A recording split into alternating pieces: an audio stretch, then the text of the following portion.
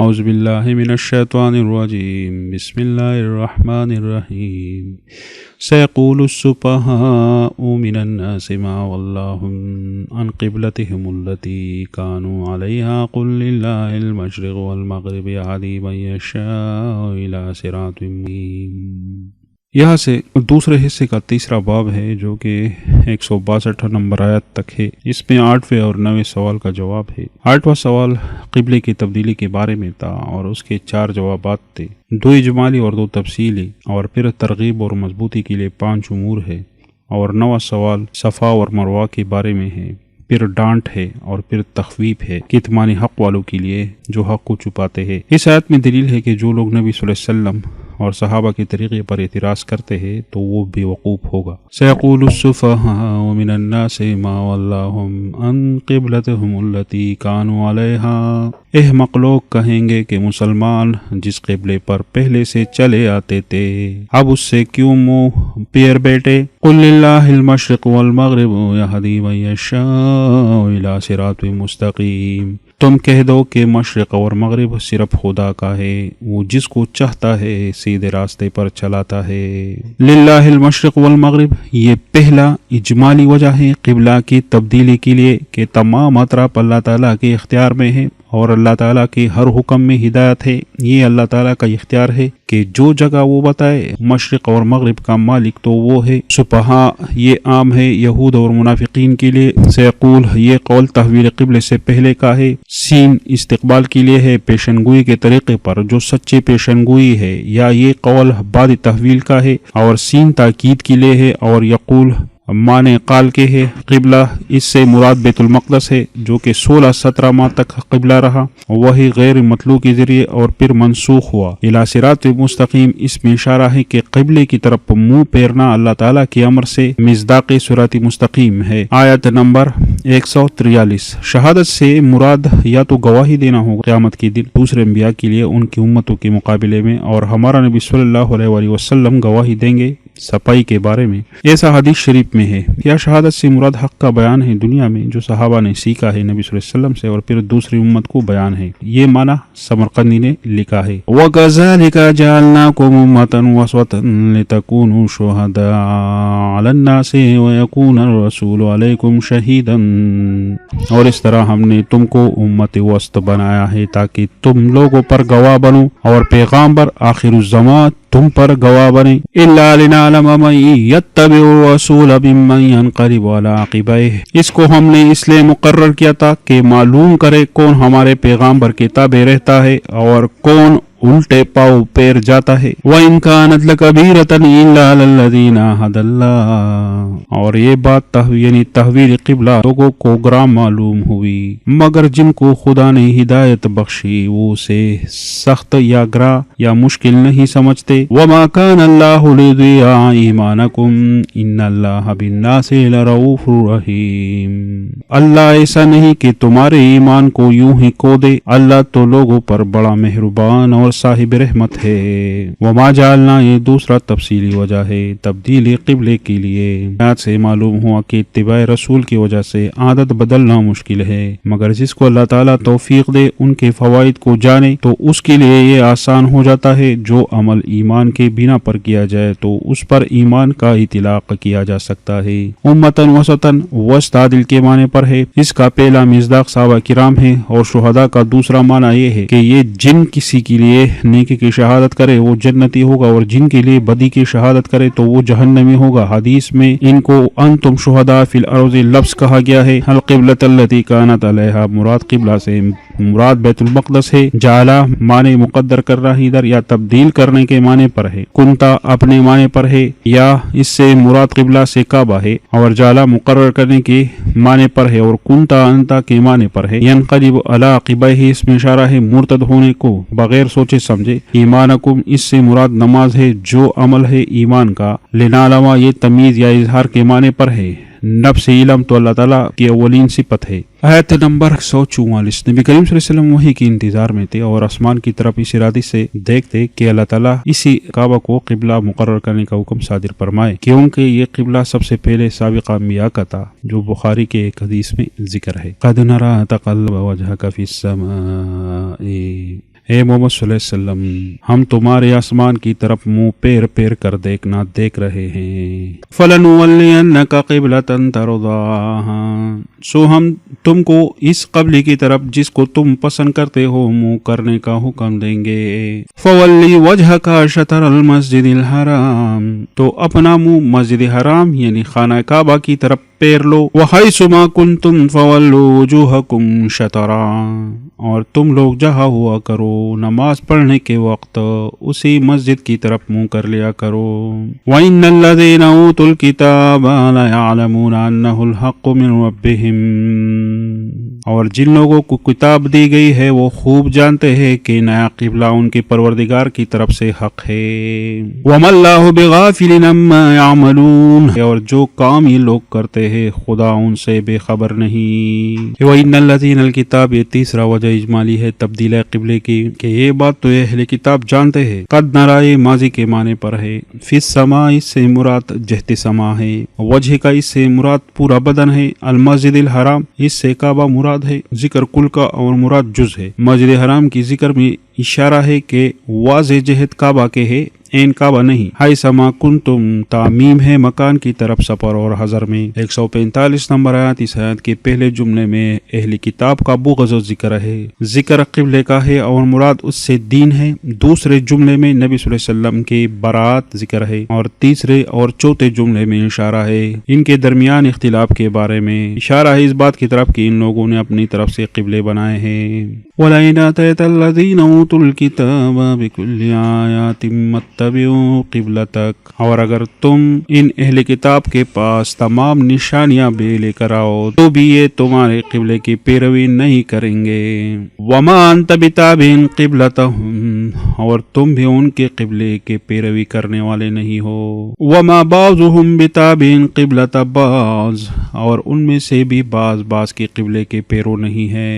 وَلَئِنِ اتَّبَعْتَ أَهْوَاءَهُم مِّن بَعْدِ مَا جَاءَكَ مِنَ الْعِلْمِ إِنَّكَ إِذًا لَّمِنَ الظَّالِمِينَ، اور اگر تم باوجود اس کے کہ تمہارے پاس دانش یعنی وہی اللہ تعالیٰ کی طرف سے آ چکی ہے ان کے خواہشوں کے پیچھے پیروی چلو گے تو ظالموں میں داخل ہو جاؤ گے۔ وَمَا بَعْضُهُم بِتَابِعٍ قِبْلَةَ بَعْضٍ، مفسرین نے لکھا ہے کہ یہود کا قبلہ بیت المقدس ہے اور نصارہ کا قبلہ مشرق مقام ولادت عیسیٰ علیہ السلام کا ہے، اور یہ دونوں قبلے ان کی طرف سے بنائے گئے ہیں، یعنی وہی کے ذریعے نہیں ہے۔ وَلَئِنْ آتَيْتَ، نسبی نے کہا ہے کہ جب دلیل واضح ہو جائے اور پھر چھوڑ دے اور خواہش کے لیے بے دلیل باتوں کی تابعداری کرے۔ 146 نمبر آیت، اس آیت میں اہل کتاب کے دو اقسام ذکر ہے، پہلے نیک لوگ جو حق ماننے والے ہیں اور دوسرا حق کو چھپانے والے۔ الذین آتیناہم الکتاب یعرفونہ کما یعرفون ابناءہم، جن لوگوں کو ہم نے کتاب دی ہے وہ ان پیغامبر آخر الزمان کو اس طرح پہچانتے ہیں جس طرح اپنے بیٹوں کو پہچانا کرتے ہیں۔ وَإِنَّ فَرِيقًا مِّنْهُمْ لَيَكْتُمُونَ الْحَقَّ وَهُمْ يَعْلَمُونَ، مگر ایک فریق ان میں سے سچی بات کو جان بوجھ کر چھپا رہا ہے۔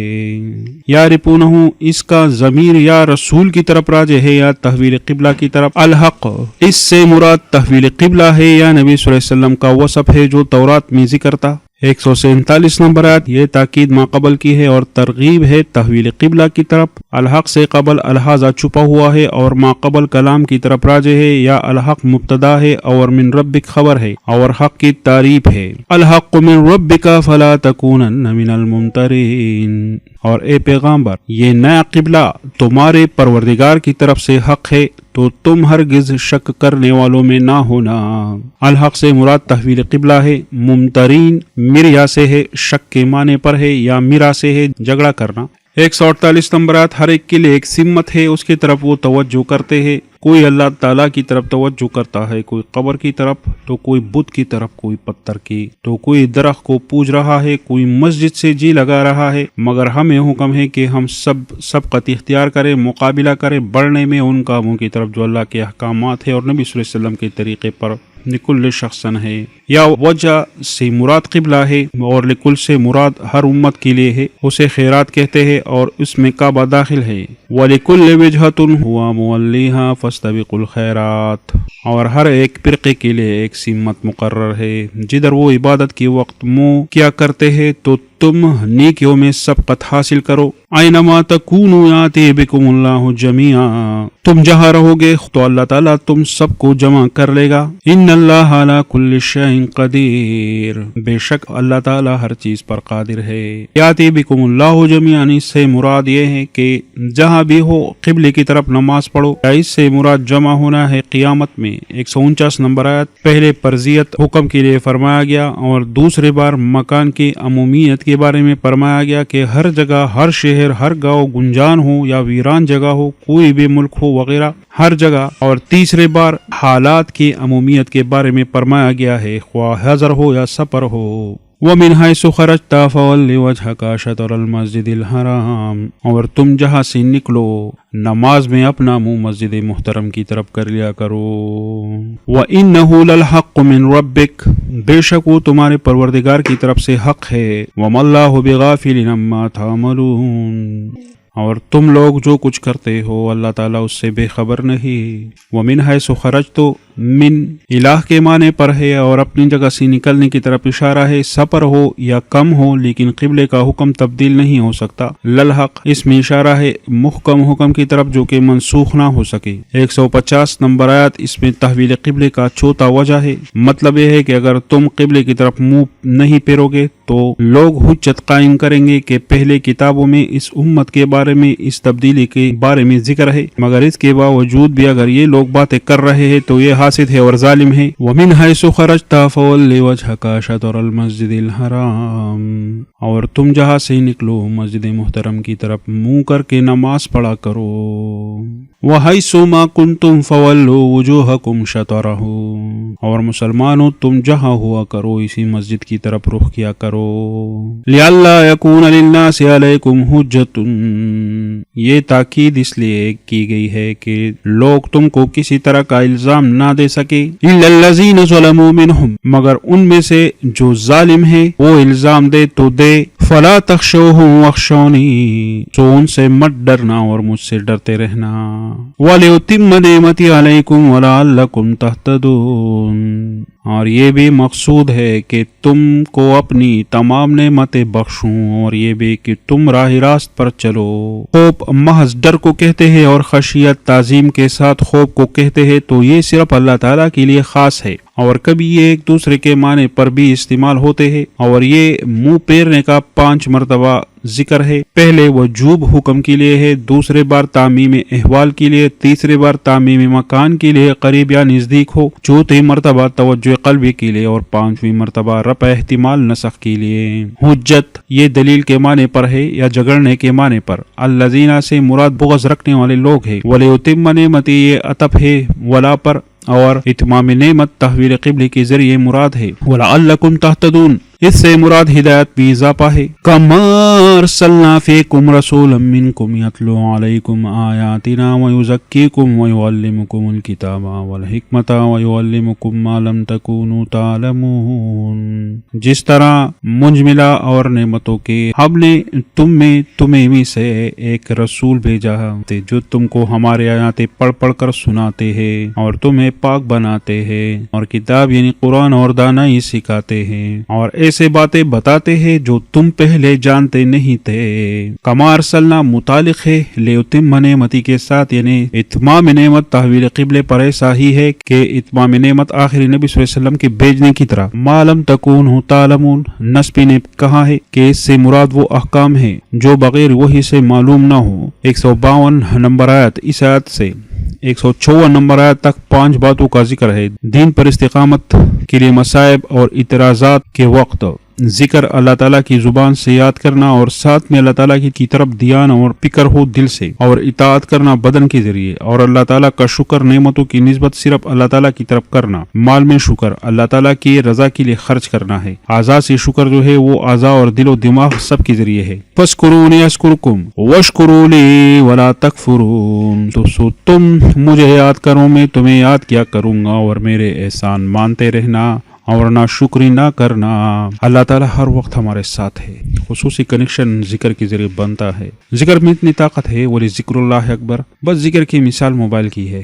جو ڈائل کیا تو رابطہ بن گیا، سارے کائنات اللہ تعالیٰ کی ذکر کرے تو اللہ تعالیٰ تمام کے ساتھ کنیکشن بنائے۔ ابھی جو سافٹ ویئر لانچ ہوا ہے جس نے تہلکہ مچایا ہے پورے عالم میں، چیٹ GPT کے نام سے، تو اس میں تمام دنیا لگی ہوئی ہے۔ تمام دنیا میں جو کوئی بھی جو اس سے جڑتا ہے، جو کوئی سوال پوچھتا ہے، تو سب کو جو ہے گائیڈ کرتا ہے، جواب دیتا ہے، سب کو پرووائڈ ہے۔ تو ہر قسم کے علم سے متعلق جو جواب پوچھے تو وہ جواب بتاتا ہے اور مکمل اور صحیح طریقے سے تسلی بخش جواب دیتا ہے۔ تو یہ تو اللہ کا نظام ہے، اللہ کی بنائی ہوئی دنیا ہے، اور اس میں ایک چیز اس طرح ہے جو کہ بیک وقت سیملٹینیسلی یعنی بہت سے لوگوں کو جو ہے وہ انٹریکٹ کر رہا ہے۔ تو اللہ تعالیٰ تو بہت بڑا ہے، وہ تو ہمارے تصور اور ہمارے سوچ سے بالا تر ہے۔ وہ بھی تمام انس و جنس، پرند چرند اور تمام مخلوقات اگر توجہ کرے اللہ تعالیٰ کے دربار میں تو اللہ تعالیٰ سب کو سنے اور سب کا جواب دے اور سب کو توجہ دے۔ اللہ تعالیٰ سے کنیکشن بنانا تو انتہائی آسان ہے، بس اس کو یاد کرنا شروع کر دے، دل میں اللہ تعالیٰ کی طرف توجہ کر دے تو اللہ تعالیٰ تو متوجہ ہو جاتا ہے۔ وَلَا تَكْفُرُونَ اس میں دوام شکر کی طرف اشارہ ہے۔ اس آیت میں 3 امور کا ذکر ہے۔ 153 نمبر آیت جو ہے اس آیت میں 4 امر ذکر ہے جو استعانت ہے صبر و صلات کے ساتھ، اور اس کی تفصیل 45 نمبر آیت میں گزری ہے، جہاں خطاب بنی اسرائیل کو تھا تو ادھر کبیرہ کہا گیا تھا، اور یہاں مومنین کو خطاب ہے تو مع صابرین کے ساتھ تسلی دی ہے، اور اس سے مراد معیت خاصہ مراد ہے جو مدد ہے، نصرت الہیہ ہے، اور صبر صلات کو شامل ہے، تو اسی وجہ سے مع المسلمین نہیں کہا ہے۔ یا ایھا الذین آمنوا استعینوا بالصبر والصلاۃ، اے ایمان والو صبر اور نماز سے مدد لیا کرو، ان اللہ مع الصابرین، بے شک اللہ صبر کرنے والوں کے ساتھ ہے۔ 154 نمبر یہ آیت ان لوگوں پر تنقید کرنے کے لیے نازل ہوا ہے جو شہداء بدر کے بارے میں کہتے ہیں کہ ان لوگوں نے تو ویسے ہی اپنی زندگی اور زندگی کے مزے برباد کر دیے۔ تو اس آیت میں ان لوگوں کا شان ہے، ان لوگوں کی شان ہے جو دین پر اتنے ڈٹے ہوئے تھے صبر کے ساتھ کہ دین پر اپنی جان قربان کر دی، اور اسے شہید کہتے ہیں۔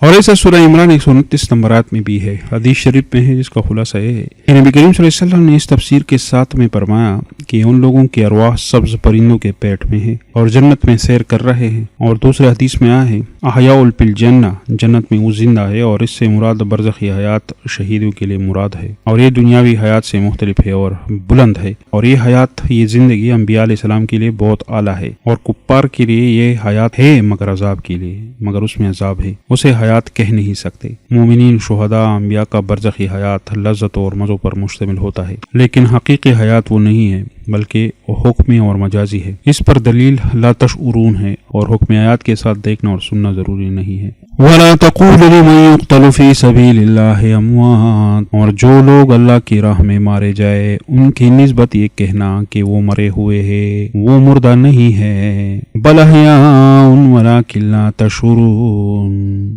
وہ بلکہ زندہ ہے لیکن تم جانتے نہیں۔ اموات سے مراد مزوں سے محروم یعنی میت کہنا جائز ہے، بل احیاء اس سے مراد ایک نوع حیات ہے جسے حیات برزخی کہتے ہیں، جو دنیا کی حیات سے بالکل جدا ہے۔ لا تشعرون، الوسی اور بیضاوی نے کہا ہے کہ اس حیات کا علم حواس اور عقل سے حاصل نہیں ہوتا بلکہ وحی کے ذریعے ثابت ہوگا۔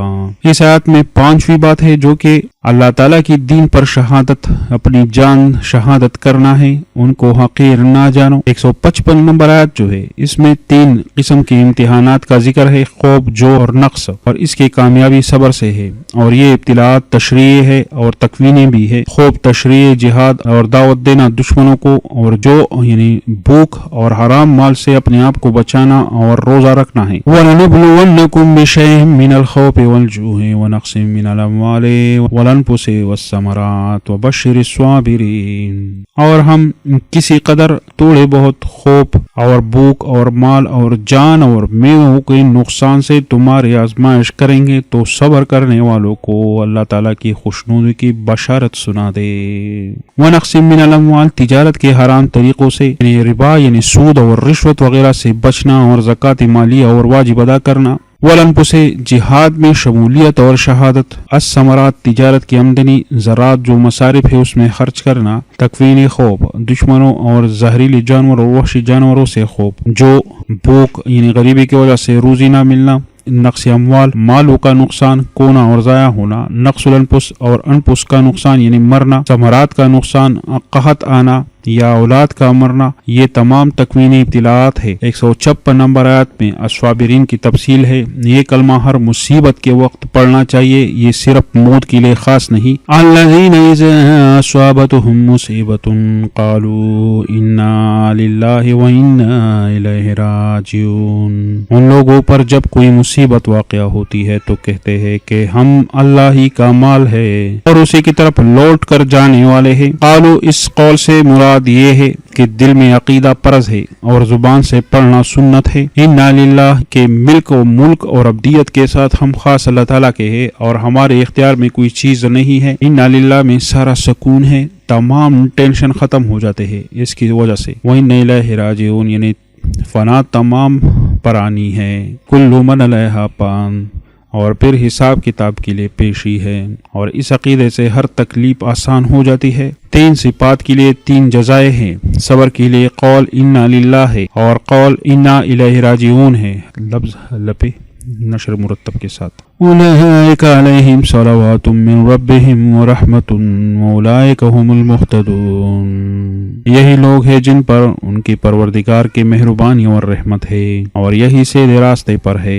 صلوات اس میں خصوصی رحمت اور نعمت مراد ہے، رحمت میں عام رحمت مراد ہے۔ مہتدون اس سے مراد کامیابی ہے دینی اور دنیاوی مقاصد میں۔ 158 نمبر آیت، اس آیت میں 9 شبے کا جواب ہے کہ جاہلیت میں صفا پر صاف بت اور مروہ پر نائلہ بت تھا، مشرک لوگ اس کے طواف کرتے۔ چونکہ اسلام میں یہ حکم ہے کہ صفا اور مروہ کا طواف کیا جائے تو مشرک اور یہودوں نے اعتراض کیا کہ ہمیں شرک سے منع کر رہے ہیں اور خود شرک کے مشابہت کر رہے ہیں، تو اس سے بعض مومنین کے دل میں شبہ پیدا ہوا۔ جس طرح حدیث بخاری میں انصار کو حکم ہے کہ ایک فرقہ زمانہ جاہلیت میں منع کا طواف کر رہا تھا، صفا اور مروہ کا طواف وہ غلط قرار دے رہے تھے۔ دوسرا فرقہ جو تھا وہ صفا اور مروہ کا طواف کرتا، لیکن پھر اسلام نے اسے گناہ مانتے رہے، تو اس لیے جواب مل گیا کہ اصل میں یہ توحید کے مقامات ہے، مشرک لوگوں کے شرک سے اس کو نقصان نہیں پہنچتا۔ ان الصفا والمروۃ من شعائر اللہ، بے شک کوہ صفا اور مروہ خدا کی نشانیوں میں سے ہے۔ فمن حج البیت او اعتمر فلا جناح علیہ ان یطوف بہما، تو جو شخص خانہ کعبہ کا حج یا عمرہ کرے اس پر کچھ گناہ نہیں کہ دونوں کا طواف کرے۔ ومن تطوع خیرا فإن اللہ شاکر علیم، بلکہ طواف ایک قسم کا نیک کام ہے اور جو کوئی نیک کام کرے تو اللہ تعالیٰ قدر شناس اور دانا ہے۔ شاعر اللہ، شاعرہ کی جمع ہے، خاص علامت یا چیز کو کہتے ہیں، اور اس سے مراد ہر وہ اطاعت اور عبادت اور محل جو خاص علامت قرار پایا ہے دین اسلام کے لیے، جس سے مسلمانوں کی شناخت ہوتی ہے، ان تمام علامات کو شاعر اللہ کہتے ہیں۔ حج لغت میں صرف قصد کو کہتے ہیں اور شریعت میں خاص عبادت قرار دیا گیا ہے، کعبے سے نزدیک اور متعلق ہے۔ اب تمرا عمرہ لغت میں صرف زیارت کو کہتے ہیں اور شریعت میں خاص عبادت اس کو قرار دیا گیا ہے۔ لا جناح علیہ مقصد یہ ہے کہ اس کو گناہ نہ سمجھے بلکہ واجب ہے۔ طواف بہت آنے جانے کو کہتے ہیں، اس سے مراد صحیح کرنا ہے صفا اور مروہ کے درمیان سنت طریقے پر۔ 159 نمبر آیت، اس آیت میں کتمان حق والوں کے کو دنیاوی عذاب کی تخفیف ہے اور یہ آیت عام ہے، یہود کے لیے خاص نہیں ہے اور مومنین کے لیے چاہیے کہ ان پر لعنت بھیجے۔ ان الذین یکتمون ما انزلنا من البینات والہدی من بعد ما بیناہ للناس فی الکتاب اولئک یلعنہم اللہ ویلعنہم اللاعنون، جو لوگ ہمارے حکموں اور ہدایتوں کو جو ہم نے نازل کی ہے کسی غرض فاسد سے چھپاتے ہیں، باوجود یہ کہ ہم نے ان لوگوں کو سمجھانے کے لیے اپنی کتاب میں کھول کھول کر بیان کر دیا ہے، تو ایسے لوگوں پر خدا اور تمام لعنت کرنے والے لعنت کرتے ہیں۔ البینات، بینات سے مراد کل دلائل ہے رسالت کے، الہدا سے مراد احکام شرعیہ ہے۔ اس طرح بینات سے مراد وہی جلی ہے، تورات اور قرآن، اور ہدا سے مراد وہی خفی ہے، یعنی موسیٰ علیہ السلام کی سنت اور ہمارے نبی کریم صلی اللہ علیہ وسلم کی سنت مبارکہ۔ کتمان چھپانا کسی چیز کو قصدن، من بعد ما بینہ، اس میں عذر کی ازالے کی طرف اشارہ ہے، اور اس طرح ذکر احسان الہی کا ہے۔ اللاعنون سے مراد ملائکہ اور مومنین مراد ہے۔ 160 نمبر آیت، اس میں کتمان حق والوں کے لیے توبہ ہے اور اس کے لیے 3 شرائط ذکر ہے، توبہ اور اصلاح عمل اور اس مسائل کا اظہار جو ان لوگوں نے چھپایا تھا۔ اِلَّا الَّذِينَ تَابُوا وَأَصْلَحُوا وَبَيَّنُوا فَأُولَٰئِكَ أَتُوبُ عَلَيْهِمْ وَأَنَا التَّوَّابُ الرَّحِيمُ۔ ہاں، جو توبہ کرتے ہیں اور اپنی حالت درست کر لیتے ہیں اور احکام الہی کو صاف صاف بیان کر دیتے ہیں تو میں ان کے قصور معاف کر دیتا ہوں اور میں بڑا معاف کرنے والا اور رحم والا ہوں۔ جو چھپایا اس کا اظہار کریں گے، یعنی اعلانیہ توبہ کریں گے۔ 161 اور 162 آیات میں کتمان حق والوں کو حق چھپانے کی تخفیف ہے، اور کفروا سے مراد وہ لوگ ہیں جنہوں نے ضد کی وجہ سے حق چھپایا ہے۔ ان الذین کفروا وماتوا وهم کفار اولئک علیہم لعنۃ اللہ والملائکۃ والناس اجمعین۔ اور جو لوگ کافر ہیں اور کافر ہی مرے، ایسوں پر خدا کے اور فرشتوں اور لوگوں کی سب کی لعنت ہے۔ وماتو، اس پہ اشارہ ہے کہ توبہ نہ کی ہے، اور یہ دلیل ہے کہ جس کسی کا موت کفر پر معلوم نہ ہو تو اس پر شخصی لعنت کرنا جائز نہیں ہے۔ وللناس میں ان کے مریدین بھی شامل ہے، وہ بھی لعنت کریں گے، جیسا کہ سورہ اعراف 38 اور اس آیت میں ہے، اور سورہ عنکبوت 25 نمبر آیت میں بھی ہے۔ خالدین فیہا لا یخفف عنہم العذاب ولا هم ینظرون۔ وہ ہمیشہ اسی لعنت میں گرفتار رہیں گے،